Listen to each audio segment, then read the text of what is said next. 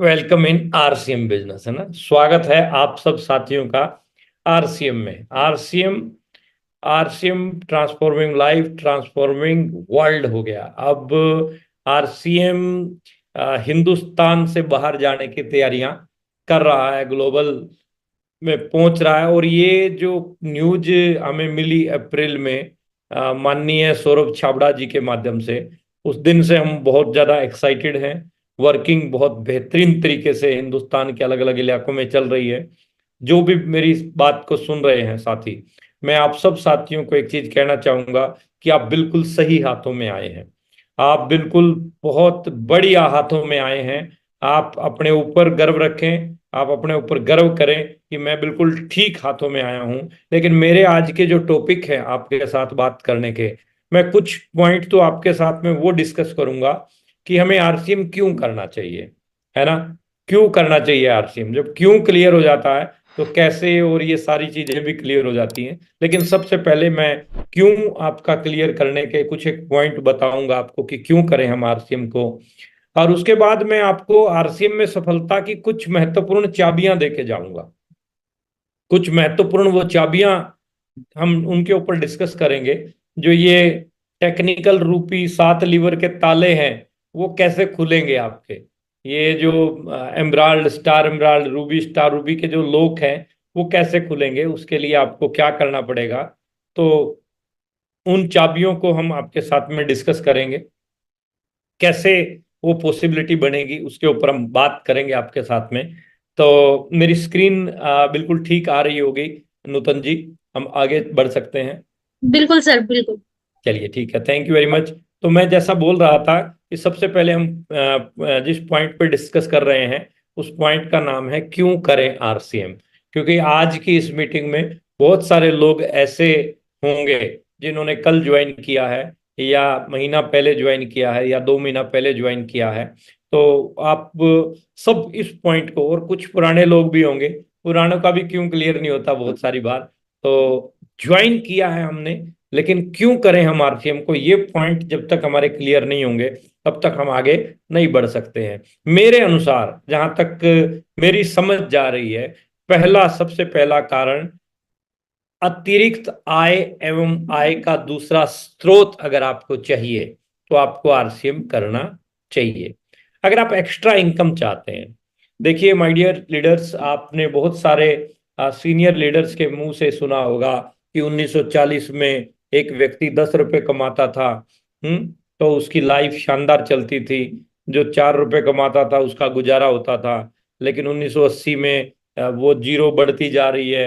100 हो गए, 1000 हो गए, और 10,000 हो गए, 1 लाख हो गए। वो जो रेशियो आप देखते हैं, उस रेशियो के हिसाब से यदि आज की डेट में आप नौकरी कर रहे हैं, 40,000 बना रहे हैं, 50,000 एक महीने का बना रहे हैं ना, तो कोई बड़ा तीर नहीं मार रहे हैं हम।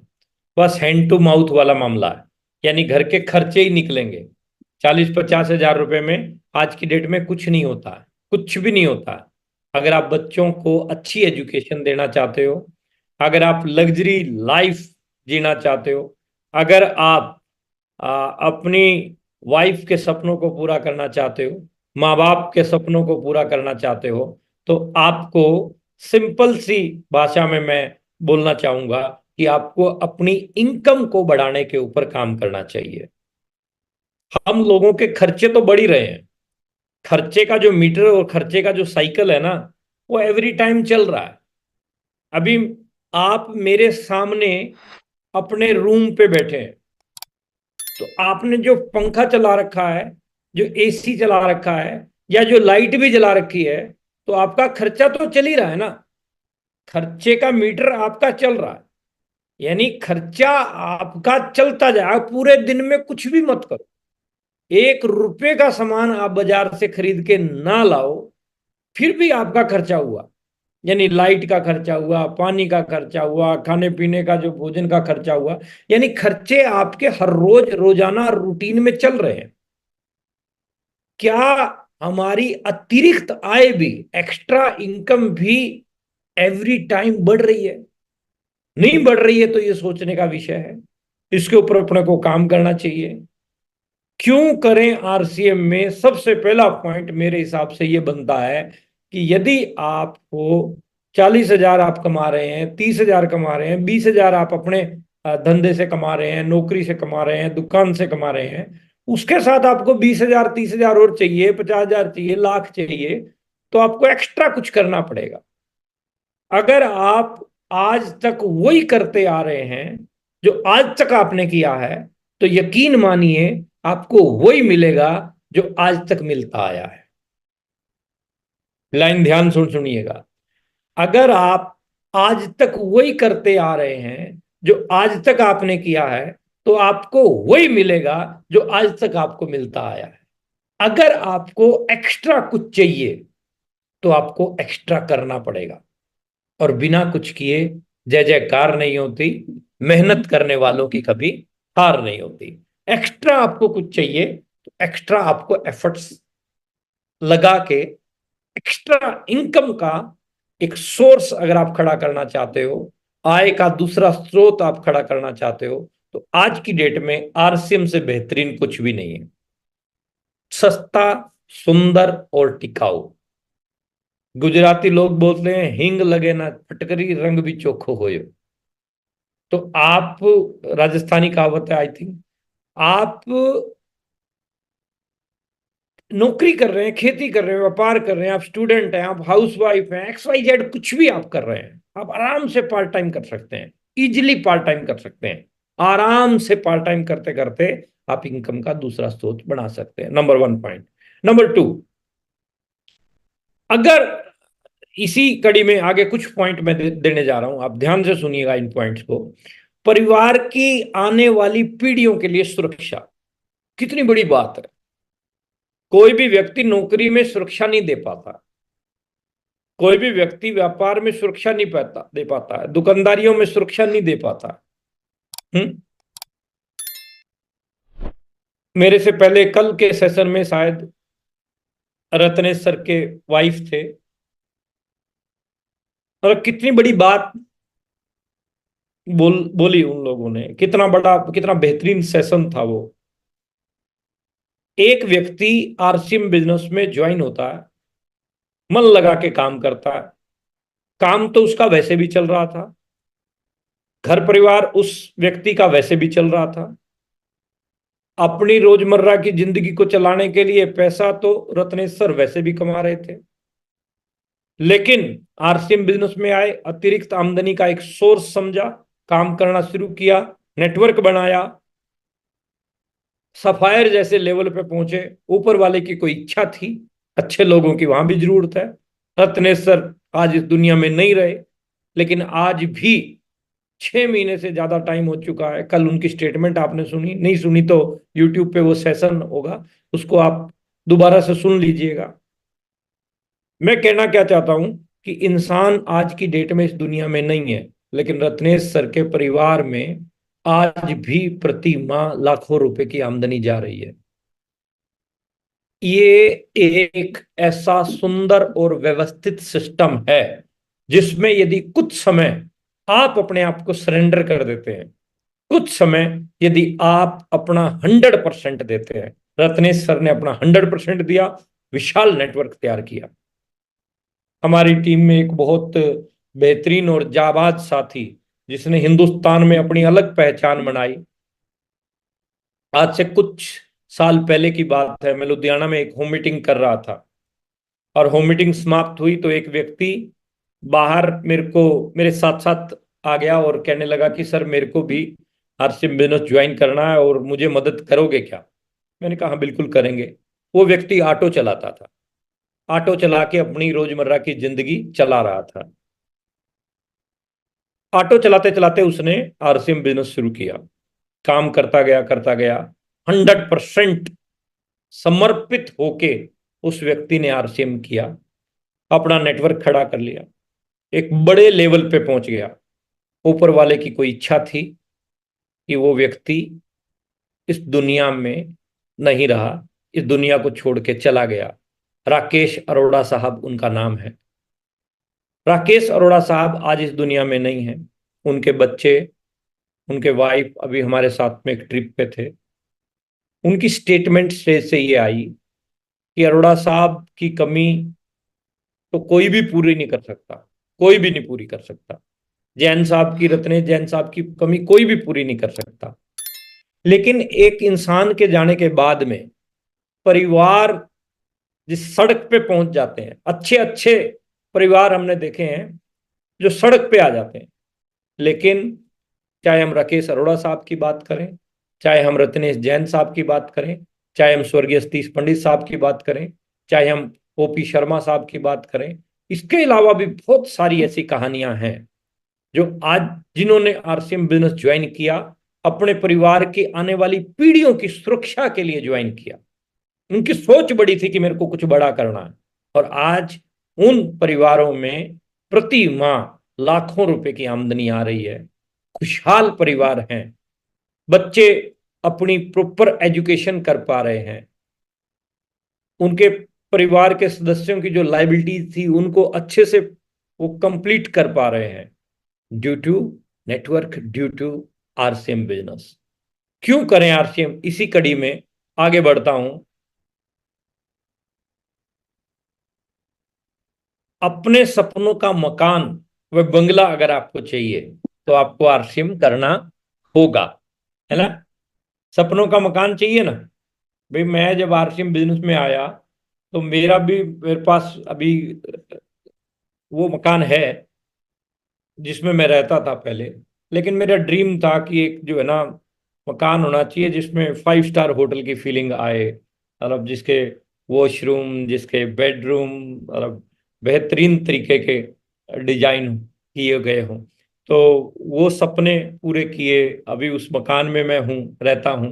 तो वो मकान मैंने बनाया 6,500 स्क्वायर फीट में, लगभग 3 करोड़ की करीब की कीमत है उसकी। अपने सपनों का मकान व बंगले की हर व्यक्ति की ख्वाहिश होती है। पिता का मकान, पिता की जायदाद एक अलग है। आपका मकान, आपकी जायदाद आपके ऊपर डिपेंड करती है, वो चाहिए। इसके ऊपर मैं ज्यादा नहीं बोलूंगा, समझदार को इशारा ही काफी होता है। आगे बढ़ते हैं। अपने पसंद का लाइफस्टाइल अगर आपको जीना है, नौकरी में आप अपने पसंद का लाइफस्टाइल नहीं जी सकते, खेती में, व्यापार में, दुकानदारी में आप अपने पसंद का लाइफस्टाइल नहीं जी सकते। आप चाहते हैं बच्चों के साथ में 1 हफ्ते के लिए छुट्टियां बिताने जाना, आप चाहते हैं अपनी पसंद का कन्वींस लेना, आप चाहते हैं अपनी पसंद के स्कूलों में बच्चों को पढ़ाना, आप चाहते हैं अपनी पसंद का लाइफस्टाइल जीना, तो वो नेटवर्क में ही पॉसिबल है, और नेटवर्क में भी आरसीएम बिजनेस में पॉसिबल है। इसके साथ साथ यदि अपने परिवार को बहुमूल्य समय आप देना चाहते हैं तो वो भी संभव हो पाएगा नेटवर्क से ही, आरसीएम से ही। बहुत सारे लोग सुबह सुबह निकल जाते हैं ड्यूटी पे और रात को वापस आते हैं ड्यूटी से, या अपने बिजनेस के लिए अर्ली मॉर्निंग निकल जाते हैं और लेट नाइट वापस आते हैं। बच्चे जब जाते हैं वो, तो बच्चे उनके सो रहे होते हैं, और रात को जब वापस आते हैं अभी बच्चा सो रहा होता है। तो मैं अक्सर बोलता हूँ मीटिंग सेमिनार में कि वो संडे को दिखने वाला पापा है, यानी वो पापा सिर्फ संडे को दिखता है, बाकी दिन दिखता ही नहीं है। तो हमें संडे वाला पापा नहीं बनना है। हमें अगर पापा बनना, अपने बच्चों को बहुमूल्य समय अगर आप देना चाहते हैं, तो आप एक बार जोर लगा के, ताकत लगा के स्टार रूबी का लेवल निकालिए, तो आप अपने बच्चों के लिए एक बहुमूल्य समय भी जो है दे सकते हैं। और मतलब फिर वो जो टाइम आप स्पेंड करेंगे ना उनके साथ में, वो उसको पैसे में तो तोला ही नहीं जा सकता है, वो पैसे में नहीं तोला जा सकता है। तो बहुमूल्य समय अगर आप बच्चों को देना चाहते हैं तो उसके लिए आपके पास बेहतरीन समय है। नए लोगों से मिलना व नया सामाजिक सर्कल विकसित करना अगर आप चाहते हैं तो आपको आरसीएम करना चाहिए। नए नए लोगों से मिलना, नया नया सामाजिक सर्कल विकसित करना, बहुत विशाल नेटवर्क आप बना सकते हैं। आप अपनी जान पहचान, अपने दायरे को बढ़ा सकते हैं। इसी कड़ी में हम बात करते हैं मिस्टर डोनाल्ड ट्रंप की। Donald Trump he is a networker. अपने नेटवर्क के दम पे एक कंट्री का प्रेसिडेंट तक बन गया था। देखो, वो नेटवर्किंग पे डोनाल्ड ट्रंप ने बहुत सारी किताबें लिखी हुई हैं। डोनाल्ड ट्रंप आप समझ सकते होंगे, आप प्रेसिडेंट यूएस के। और उन्होंने अपने आप को, यानी वो तो एक एग्जाम्पल मैं दे रहा हूं आपको, एक बड़ा एग्जाम्पल है। अगर आप अपने दायरे को बढ़ाते हैं तो आपका लोगों से मिलना जुलना और सामाजिक सर्कल ऑटोमेटिकली जो है आपका बढ़ता हुआ चला जाएगा। आरसीएम क्यों करें, आरसीएम से क्या मिलेगा? आप अपना बॉस खुद बन सकते हैं, खुद अपना बॉस बन सकते हैं। यानी आपको किसी की नौकरी करने, किसी के अंडर, किसी के प्रेशर में रहने की जरूरत नहीं है। आप अपना बॉस अगर खुद बनना चाहते हैं तो आपको आरसीएम करना चाहिए। यानी आप वहाँ आरसीएम वर्ल्ड में आप जाएं तो वहाँ बड़े बड़े अक्षरों में लिखा हुआ है मैं मालिक हूँ। यदि आप मालिक बनना चाहते हैं, अपना बॉस खुद बनना चाहते हैं, तो आपको आरसीएम करना चाहिए। इसी कड़ी में मैं आगे बढ़ता हूँ। अगर आप वित्तीय आजादी चाहते हैं, अमीर होना चाहते हैं, अमीर बनना चाहते हैं, और अमीर का मतलब कई एंगल से अमीर होता है। जिसके पास समय खूब हो, अमीर वो नहीं है जिसके पास पैसा पैसा है ना। पैसे को एंजॉय करने के लिए टाइम ही नहीं है तो काहे का अमीर है, काहे का अमीर है? 10 लाख रुपए तो मैं जहां रहता हूं जिस शहर में, वहां और लोग भी कमा रहे हैं। लेकिन डिफरेंस क्या है? वो सुबह से लेकर रात तक बहुत खतरनाक तरीके से बिजी रहते हैं और सोने के लिए उनको नींद की गोलियां खानी पड़ती हैं।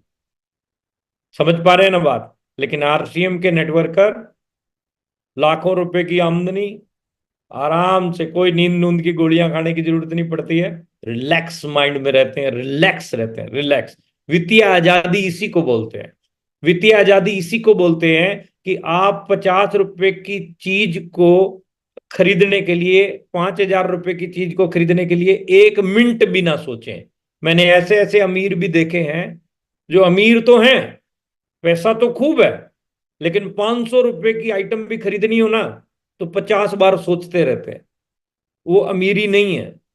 अमीरी कहां से आती है? अमीरी होती है दिल से। अगर आप वित्तीय आजादी चाहते हैं, अमीर होना चाहते हैं, तो आप आरसीएम में कुछ बड़ा प्लेटफॉर्म बना के वो सारी चीजें हासिल कर सकते हैं। इसके साथ साथ आपका अपना खुद का व्यक्तित्व विकास एवं व्यक्तित्व में निखार अगर आप चाहते हैं।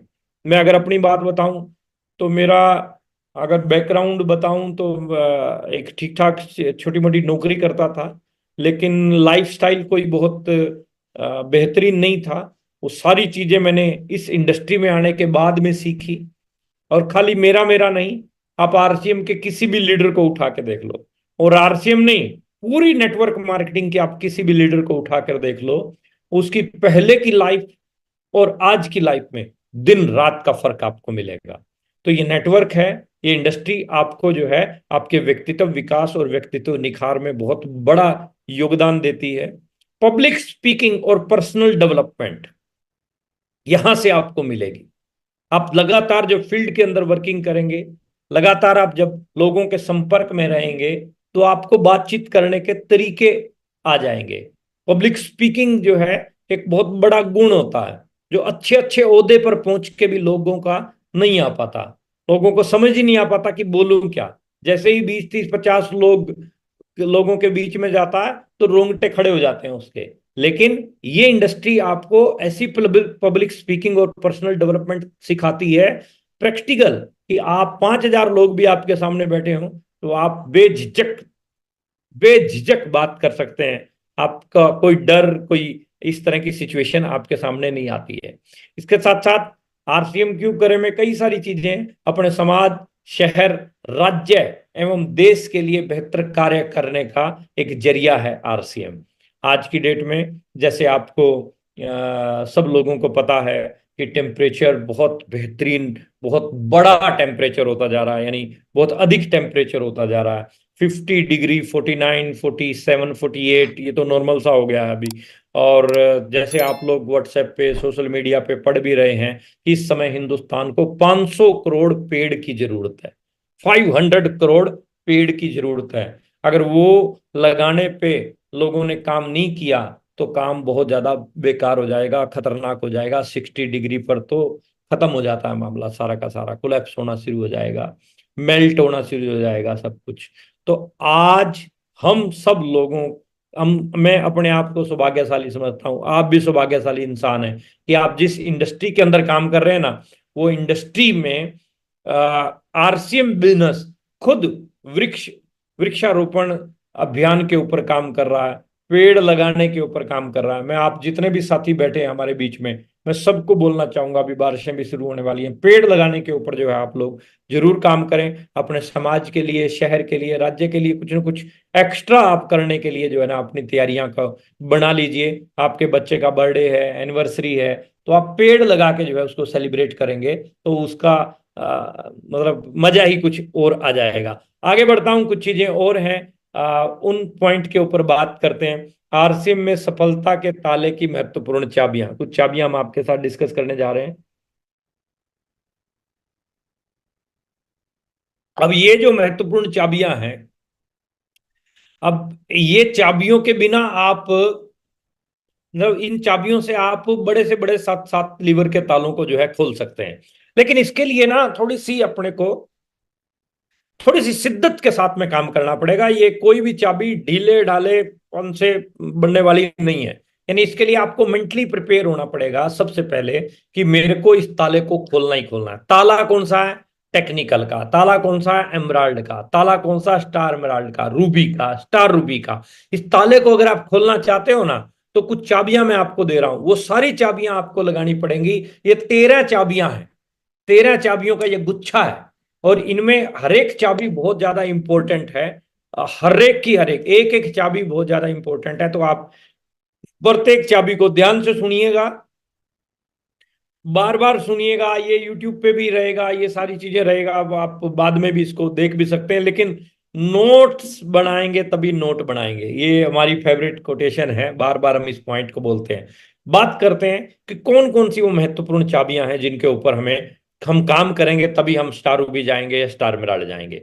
नंबर 1, सबसे पहला, इसके बिना काम चलने वाला नहीं है, सबसे पहले अपना टारगेट सेट करो।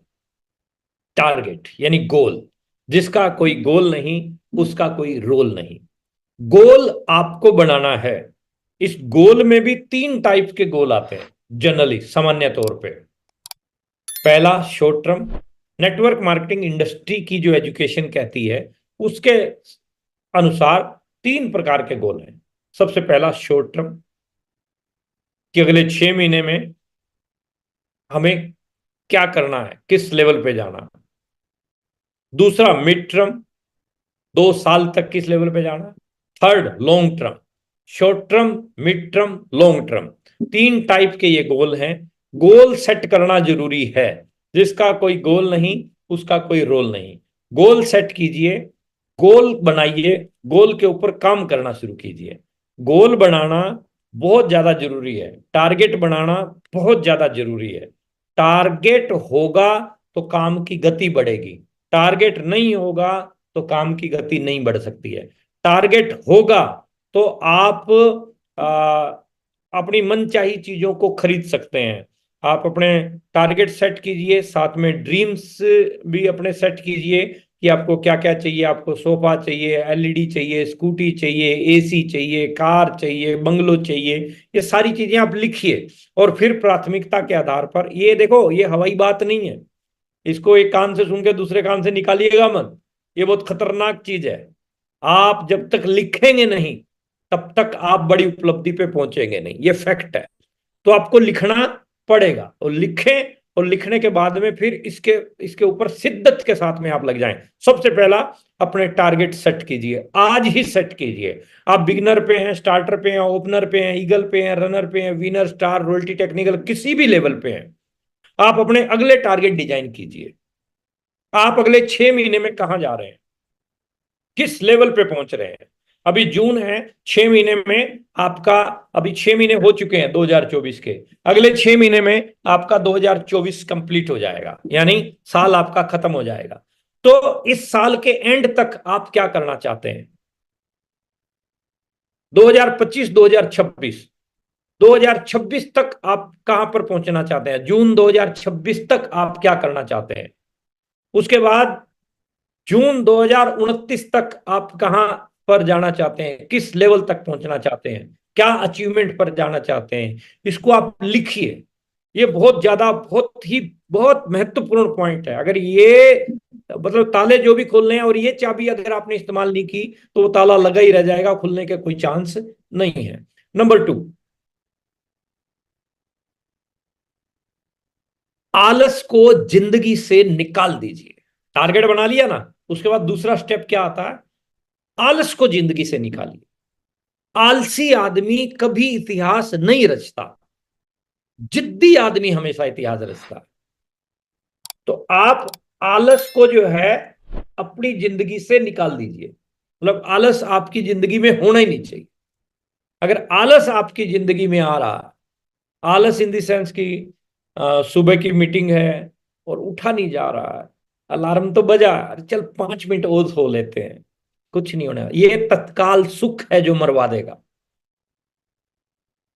जिस दिन मीटिंग है उसी दिन फैमिली में कोई प्रोग्राम है, और आप आलसी आदमी की तरह से जो है ना, आप मीटिंग को इग्नोर करके आप उस फंक्शन में घुस जाते हैं।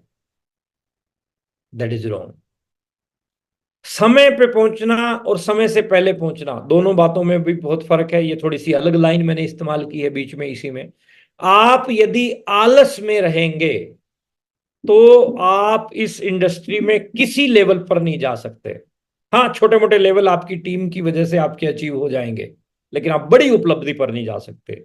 इसके लिए आपको एग्रेसिव होना पड़ेगा, एक्टिव भी नहीं, एग्रेसिव शब्द इस्तेमाल करता हूं मैं। इसके लिए आपको एग्रेसिव होना पड़ेगा। Every time, everywhere and every situation, हर परिस्थिति में आपको एग्रेसिव रहना पड़ेगा। अगर आप सुस्ताने की सोचते हैं, स्टार रूबी से पहले सुस्ताना नहीं है। आलस स्टार रूबी तक मतलब ही नहीं कि आलस होना चाहिए। तो स्टार रूबी तक आलस नहीं करोगे, उसके बाद आलस वैसे ही नहीं रहेगा आपका, वो वैसे ही निकल जाएगा। तो नेक्स्ट वन इज, हमेशा अपने गोल पर फोकस रखो। बीसी सर क्या बोलते हैं? Which will you focus that will be in large.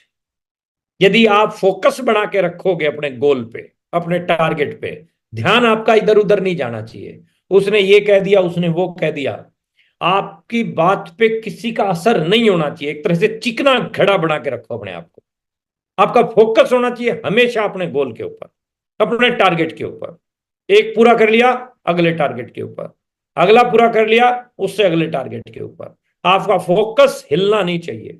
घोड़े को जब टांगे में लगाया जाता है तो उसके आंखों के दोनों साइड ऐसे पट्टी होती है, ताकि वो इधर उधर ताक झाक ना कर सके। अपने को भी स्ट्रेट अपने गोल पर ही फोकस करना, इधर उधर ताक झाक करने की जरूरत नहीं है।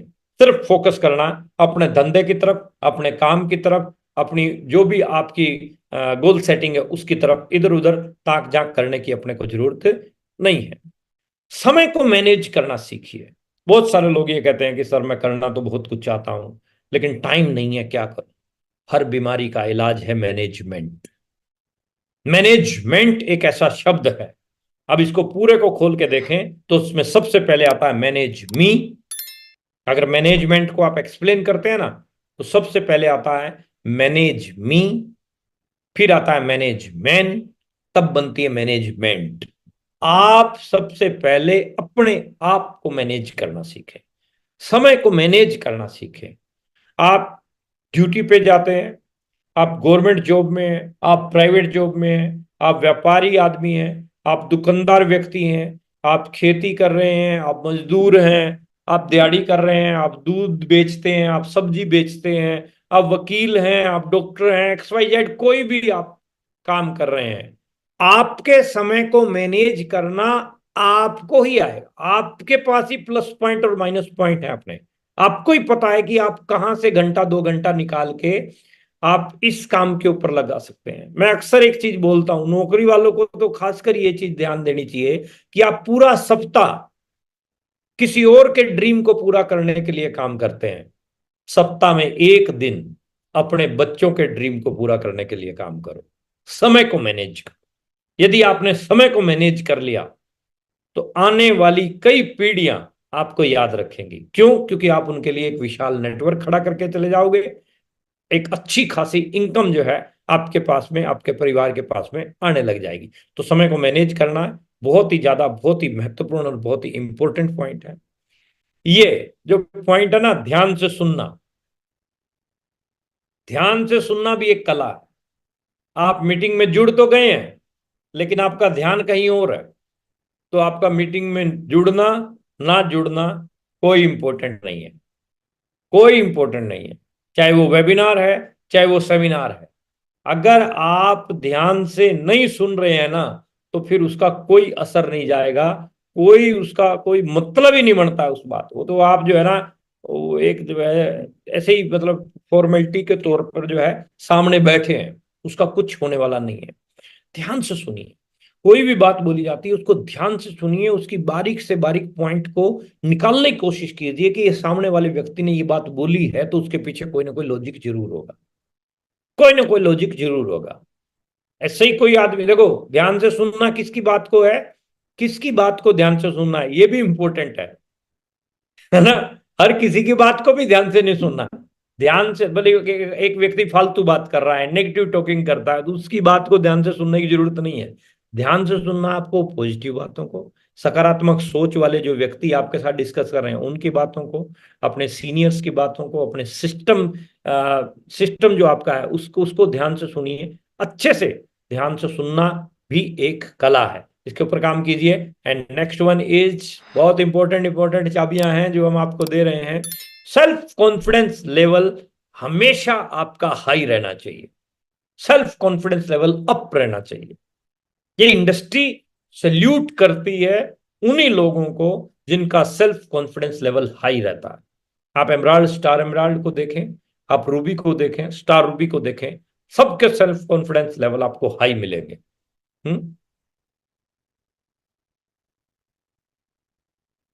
अगर कॉन्फिडेंस नहीं है तो अचीवमेंट भी बड़ी नहीं आएगी। इसको तो पहले डे वन से ही आप अपने भीतर जो है डाल लीजिए कि हालात कैसे भी हों। हमारे यहाँ कहते हैं कि हालात कैसे भी हों सलामी तोपों की ही चाहिए।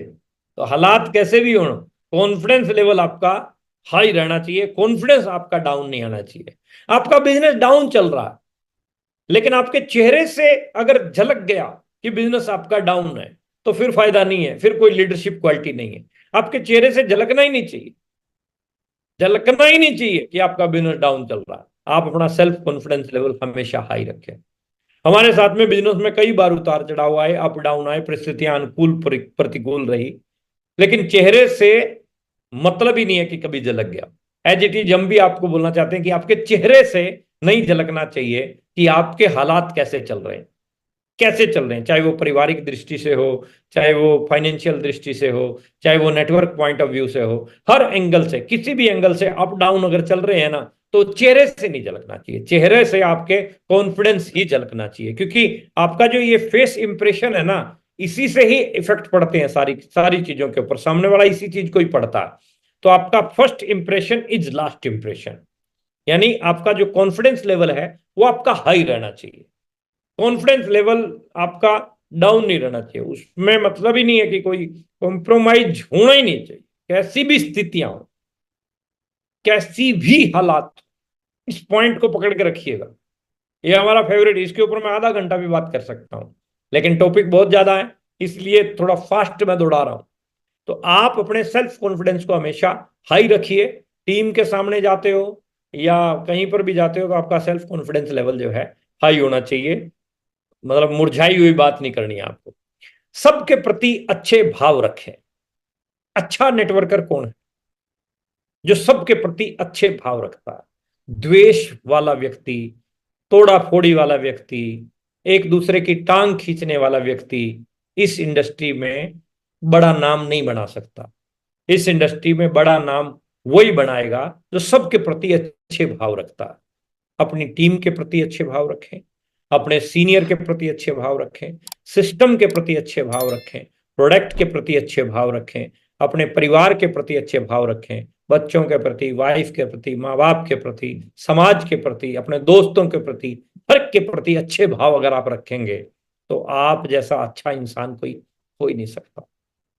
कुछ नहीं पता माय डियर कि ऊपर वाले ने कितने दिन का पैकेज अपने को दे रखा है, 50 साल का है, 70 साल का है कि 80 साल का है, कुछ नहीं पता कब वो मेन स्विच बंद कर दे। इसलिए किसी के साथ बिगाड़ने की जरूरत नहीं है। अच्छे भाव रखिए, संबंध अच्छे बना के रखिए। अपने भीतर जो भावनाएं है ना, वो कहते हैं ना, वहां मैं अयोध्या गया, वहां लिखा हुआ था, दो शब्द थे, जाकी रही भावना जैसी, तीन मूरत प्रभु देई तैसी। जिसकी जैसी भावनाएं होती हैं वैसी उसको मुरादें मिलती हैं। उम्मीदें आप अपनी अच्छी रखें, भाव आप अपने अच्छे रखें, हर एक के प्रति अच्छे भाव जो है आपके होने चाहिए। इससे आपका काम बढ़ेगा, धंधा आपका बहुत बेहतरीन होता जाएगा। और नेक्स्ट वन इज ईमानदारी से रहना सीखें। चोरी चालाकी वाले लोग इस इंडस्ट्री में बड़ा नाम नहीं बना सकते। ईमानदारी, ईमानदारी जो है बहुत ज्यादा जरूरी है, बहुत ज्यादा जरूरी है। मेरे को बीसी सर की एक बात याद आती है यहाँ पे। बीसी सर ने बताया कि हमारे गांव में जो है एक साहूकार के घर पे चोरी हो गई, और सातवीं बार चोर जो है उनके घर चोरी करने आया। अब जब सातवीं बार चोर चोरी करने के लिए आया तो उसका पैर जो है अंधेरे में किसी चीज में अड़ गया और वो गिरा, और गिरा तो जो है एकदम से आवाज आई तो सेठानी की नींद खुल गई। और सेठानी की नींद खुली तो सेठानी ने प्यार से बोला चोर को कि बेटा लगी तो नहीं ना। तो इतनी बात कहते ही चोर जो है बेचारा बड़ा भावुक हो गया कि मैं जो है आपके घर पे चोरी करने के लिए आया हूं और आप फिर भी मेरे को इतने प्यार से बोल रहे हैं। तो सेठानी का जो जवाब था, उनका जवाब सिंपल लैंग्वेज में यही था कि तू सातवीं बार चोरी करने आया है, आज भी तू चोर है, लेकिन हमारे घर तो सातवीं बार चोरी करके जा चुका है, आज भी हम साहूकार हैं, आज भी हम सेठ हैं।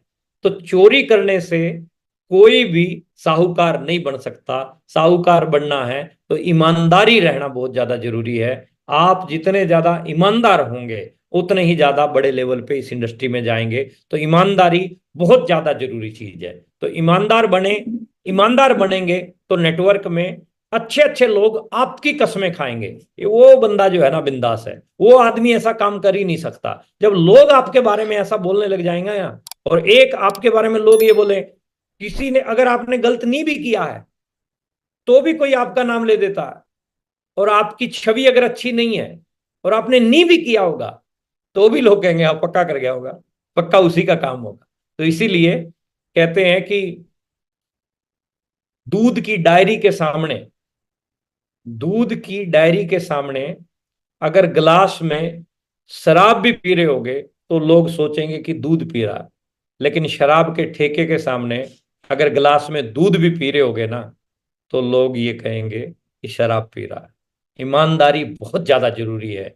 अपने स्टेटस को, अपनी इमेज को, अपने करेक्टर को ऐसा बनाएं कि इस प्रकार का स्टिग्मा, इस प्रकार का दाग कोई भी आपके चरित्र के ऊपर ना लगे। ईमानदार बने, ईमानदारी से रहना सीखेंगे तो आप काम अपना बेहतरीन कर लेंगे। और नेक्स्ट वन इज, ये बहुत इंपॉर्टेंट पॉइंट है अपनी इंडस्ट्री के लिए, बोलने का तरीका सीखें। यानी बोलना सीखने के लिए 1.5 साल, 1-1.5 साल लगता है बच्चे को। बच्चे को बोलना सीखने के लिए 1-1.5 साल, 2 साल लगता है, लेकिन क्या बोलना है ये सीखने के लिए सारी उम्र लग जाती है। ये इंपॉर्टेंट है, बोलना क्या है, इट इज वेरी इंपॉर्टेंट। तो आप वो बोलें जो सामने वाले के लिए अच्छा हो। आपके लिए अच्छा है वो नहीं बोलना है, सामने वाले के लिए क्या अच्छा है वो बोले। किसी की भी निंदा चुगली ना करें। बोले, अगर सोसाइटी में, अगर ग्रुप में लोग बैठे हैं तो किसी की बुराई ग्रुप में मत करें। किसी की कमी बतानी है तो एकांत में उसकी कमी जो है बता सकते हैं, लेकिन कमी बताने के लिए भी 4 बातें उसकी तारीफ में पहले जरूर बोलें और उसके बाद बताएं कि आपके अंदर ये छोटी सी कमी है, इसको अगर आप दूर कर लेते हो ना तो बहुत बढ़िया हो जाएगा। तो बोलने का तरीका बहुत ज्यादा इंपॉर्टेंट है। एक मैं कहता हूं कि मेरे घर पे मामा जी आए हैं, पॉइंट को सुनिएगा, बोलने के तरीके के ऊपर मैं बात बोल रहा हूं। एक मैं बोलता हूं मेरे घर पे मामा जी आए हैं, दूसरा मैं बोलता हूं कि मेरे बाप का साला आया है। बातें दोनों एक ही हैं, पॉइंट दोनों एक ही हैं। रिस्पेक्ट कहां झलक रही है, मामा जी में। एक मैं कहता हूं मामा जी नमस्ते, एक मैं कहता हूं बाप के साले नमस्ते। रिस्पेक्ट कहां है? बोलने का जो तरीका है उसके ऊपर बहुत कुछ डिपेंड करती है गेम। कुछ लोग कहते हैं मतलब तो यही है ना, कान इधर से पकड़ दो या उधर से पकड़ दो, पकड़ा तो कान ही गया, गलत है। आपका बोलने का तरीका आपके चरित्र को झलकाता है, कि आपका करेक्टर झलकता है उससे। तो आप हमेशा जब भी बोलें, बोलने से पहले सोचें। बोलने के बाद में सोचने का कोई फायदा ही नहीं है। तो आप बोलने से पहले जरूर सोचें कि आप क्या बोलने जा रहे हैं। इस चीज के ऊपर काम करेंगे तो इंडस्ट्री में आगे जाएंगे। सकारात्मक रहना सीखें। Be positive everywhere, every time and every situation. हर परिस्थिति में पॉजिटिव रहें। स्थितियां अनुकूल और प्रतिकूल माय डियर इस जर्नी में आपकी रहेंगी। बहुत बार ऐसी स्थिति भी रहेगी आपके साथ में कि आप को सब पॉजिटिव पॉजिटिव दिखेगा, और बहुत बार ऐसी स्थिति भी आपके साथ में आएगी कि आपको सब बर्बाद दिखेगा, सब खत्म हो गया। उस समय भी आपको पॉजिटिव रहना, उस समय भी आपको पॉजिटिव रहना। सकारात्मक सोच वाला व्यक्ति इस इंडस्ट्री में आगे जाता है। मैं अक्सर एक बात बोलता हूं कि स्ट्रगल जब आपका चल रहा है, जब आपका स्ट्रगल टाइम पीरियड चल रहा है, उस समय आप अकेले हैं। सेलिब्रेशन में सारी दुनिया आपके साथ होगी। तो आज स्ट्रगल है, तब भी आपको पॉजिटिव रहना है। सेलिब्रेशन में भी आपको पॉजिटिव रहना है। अपना आपा नहीं खो देना है सेलिब्रेशन में। अचीवमेंट आने के बाद भी अपना आपा नहीं खो देना कि मैं तो तुर्रम खां हो गया, मैं तोप हो गया। कुछ नहीं है। Be positive. आपसे बड़े बड़े लोग पढ़े हैं, आपसे अच्छे अच्छे लोग पढ़े हैं, मेरे से अच्छे अच्छे लोग पढ़े हैं। तो हमें बी पॉजिटिव, सकारात्मक सोच वाला इंसान बनना है। तुर्रम खां बनने की जरूरत नहीं है। इस इंडस्ट्री में आउट हो जाएंगे। तो आगे बढ़ते हैं इसी पॉइंट के ऊपर। ये जो चाबियां हैं ये बड़ी खतरनाक खतरनाक है। हमेशा सीखने की ललक रखो। इच्छा शक्ति, तीव्र इच्छा शक्ति आपके भीतर रहनी चाहिए, ललक आपके भीतर रहनी चाहिए कि मेरे को सीखना है। अच्छा, सीखेंगे कहां से? सीखेंगे आप किताबों से। इसलिए किताबों को पढ़ने की आदत बनाओ। पढ़े लिखे होना इंपॉर्टेंट नहीं है, पढ़ते लिखते रहना इंपॉर्टेंट है। पढ़ते लिखते रहना इंपॉर्टेंट है।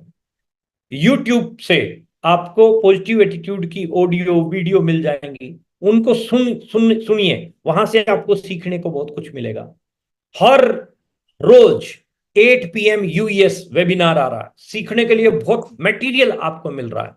छोड़ो मत इसको, पकड़ के रखो। रोजाना रोजाना शाम को 8 बजे का ये सेशन, जिसमें एक एक दिग्गज व्यक्ति आता है इस इंडस्ट्री का, वो अपने एक्सपीरियंस बता के जाता है। तो सीखिए वहां से। सीखने को जहां से भी मिले, जहां से भी सीखने को मिले। आदरणीय मुकेश कोठारी साहब एक बात बोलते हैं कि अगर आपकी सीखने की ललक है तो आपको नाली में पड़ा हुआ शराबी भी सिखा देगा। अगर आप सीखना नहीं चाहते तो ऑक्सफोर्ड यूनिवर्सिटी का प्रोफेसर भी आपको नहीं सिखा सकता। तो हमेशा आप सीखने के लिए तैयार रहेंगे तो आप इस इंडस्ट्री के बेताज बादशाह बन सकते हैं। लेकिन सीखने के लिए मैं बहुत रिगार्ड करता हूं रिस्पेक्टेड सुरेंद्र वत्स साहब का। आज बहुत बड़े लेवल पे हैं, लेकिन आज भी सीखने के लिए एवरी टाइम रेडी रहते हैं। एवरी टाइम अपने छोटे छोटे डिस्ट्रीब्यूटर से सीखते हैं। उनके अंदर ईगो अहंकार इस बात का नहीं है कि मैं डायमंड बन गया। हर जगह पे वो सीखने के लिए जो है अपनी अपनी तैयारी रखते हैं। तो हमें सीखना चाहिए इन बड़े बड़े लोगों से कि ये सीखने के लिए, जब वो लोग सीखने के लिए तैयार हैं तो हमें भी सीखने के लिए अपनी तैयारी बढ़ानी चाहिए। हमेशा सीखने वाला जो सॉफ्टवेयर है अपना चालू रखें, अपग्रेड करते रहें उसको। और इसके साथ साथ ये जो पॉइंट है ये और महत्वपूर्ण पॉइंट है कि खुद, सॉरी थोड़ा आगे बढ़ गया, खुद को मजबूत और बेहतर समझे। कम मत समझे अपने आप को। कई बार एक व्यक्ति इस चीज से डिमोरलाइज हो जाता है कि फला आदमी तो बहुत अच्छा बोल लेता है, फला व्यक्ति के पास में तो बड़े अच्छे एक्सपीरियंस हैं, फला आदमी जो है उसकी पर्सनैलिटी अच्छी है, उसका बोलने का तरीका अच्छा है, तभी करके जो है वो आगे बढ़ गया है। लेकिन मेरा बोलने का तरीका इतना अच्छा नहीं है, मैं इसी करके आगे नहीं जा पा रहा हूं। तो इसके ऊपर जो है, इस पॉइंट पे आपको ज्यादा टेंशन लेने की जरूरत नहीं है। आप खुद को बेहतर समझें। और यदि आप खुद को बेहतर समझेंगे और मजबूत समझेंगे, क्योंकि मजबूर नहीं, मजबूत बनना है। मजबूर आदमी नहीं जा पाता आगे, लेकिन अगर आप मजबूत बना के रखोगे ना अपने आप को तो आप आगे जाओगे। टेंशन मत लीजिए, इस बात की टेंशन मत लीजिए कि आपको बढ़िया बोलना नहीं आता है। इस बात की टेंशन मत लीजिए कि आप बढ़िया प्लान नहीं दिखा पाते। इस बात की टेंशन मत लीजिए कि आपकी स्पीकिंग स्किल अच्छी नहीं है। इस बात की टेंशन मत लीजिए कि आपकी पर्सनैलिटी अच्छी नहीं है, इस बात की टेंशन मत लीजिए कि आपका वे ऑफ टॉकिंग अच्छा नहीं है। नो, कुछ भी अच्छा नहीं था, किसी का भी नहीं था। हर व्यक्ति जीरो आया था यहां, हर व्यक्ति जीरो आया था, हर व्यक्ति जीरो। मैं आपके सामने बैठा हूं, कुछ लोगों को लग रहा होगा गुलाटी जी तो बढ़िया बोल लेते हैं। मैं आपको बात बताऊं, पहले सेमिनार में जब मेरे हाथ में माइक दिया गया था, मेरे को अपना नाम बोलना नहीं आया था। मेरा नाम, मैं क्या हूं, मैं कहां से आया हूं, कुछ नहीं बोलना, कुछ मतलब कांप रहा था, डर रहा था। लेकिन practice makes a man perfect. नए परिंदों को उड़ने में वक्त तो लगता है, प्यार का पहला खत लिखने में वक्त तो लगता है, थोड़ा टाइम लगता है हर चीज में, लेकिन इंसान परफेक्ट हो जाता है। हमें कुछ भी नहीं आता था, मैं और आप सब लोगों को कुछ भी नहीं आता था। जब हम छोटे थे, चप्पल डालते थे, इधर इधर और इधर वाली इधर होती थी, पता ही नहीं था, चप्पल डालने की अकल नहीं थी। कंघी करने बैठते थे, पता नहीं था कौन सा डिपार्टमेंट किधर रहेगा, कौन सा किधर रहेगा।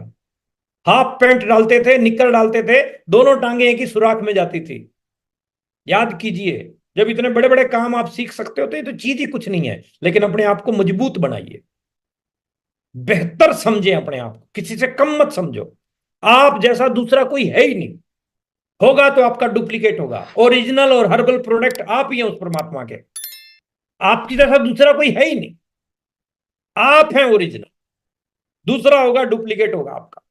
तो आप जो कर सकते हैं वो दूसरा नहीं कर सकता, इसलिए अपने आप को मजबूत समझो, बेहतर समझो। कमी नहीं है आपके अंदर, कुछ भी कमी नहीं है आपके अंदर। खुद को मुख्य धारा में रखें एवं अपडेट करते रहें। मुख्य धारा क्या है? मुख्य धारा बोलने के पीछे लॉजिक क्या है? जो भी आपके इलाके में मीटिंग सेमिनार होते हैं उनमें जुड़िए। हर महीने एक मीटिंग सेमिनार देखना जरूरी है। ये मेरे हाथ में मोबाइल है साहब, इस मोबाइल की एक सबसे बड़ी कमी बता दूं आपको क्या है?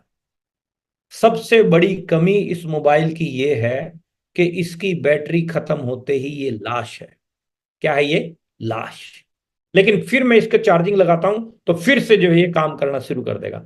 एज इट इज हमारी भी बैटरी चार्ज होती है कहां? मीटिंग सेमिनार के अंदर। तो आप एवरी मंथ मीटिंग और सेमिनार को अटेंड करने का एक संकल्प बना के चलें। हर महीने मीटिंग सेमिनार अटेंड करना ही करना है, कुछ भी हो जाए। नंबर 2, आप मुख्य धारा में जितने भी वेबिनार आपके सीनियर कर रहे हैं, आपकी टीमों में जो भी वेबिनार, जो जूम मीटिंग्स हो रही हैं, उनको किसी भी हालत में मिस मत करो। जूम मीटिंग में जब भी बैठो वीडियो ऑन करके बैठो, लाइट की तरफ अपना चेहरा रखो, डायरी पेन अपने पास में रखो, ये नियम बना लो। चलते फिरते मीटिंगें अटेंड करने से वो सारी बातें आपको समझ में नहीं आती हैं। नंबर नेक्स्ट इसमें जो है, अपडेटेड अपलाइन बने, आउटडेटेड नहीं। अपने आप को अपडेट करते रहें, टाइम टू टाइम नई नई इंफॉर्मेशन आपके पास में होनी चाहिए, ए टू जेड सारी नॉलेज आपके पास में होनी चाहिए। तेजस को प्रमोट कीजिए, तेजस को लेके जो भी जानकारियां हैं वो अपनी टीम के दीजिए, और जो नई इंफॉर्मेशन आती रहती है कंपनी की तरफ से वो जो है आपको जो है अपनी टीम को देना है। तो ये मुख्यतः 13 चाबियां थी साहब, जिनके ऊपर मैं आपके साथ में बात करना चाहता था, वहीं पर होगी। एंड लास्ट में, there is no attraction without action. कल भी कोई आया था 8 बजे, आज मैं आया हूं, कल भी कोई आएगा, परसों भी कोई आएगा, ये चलता रहेगा।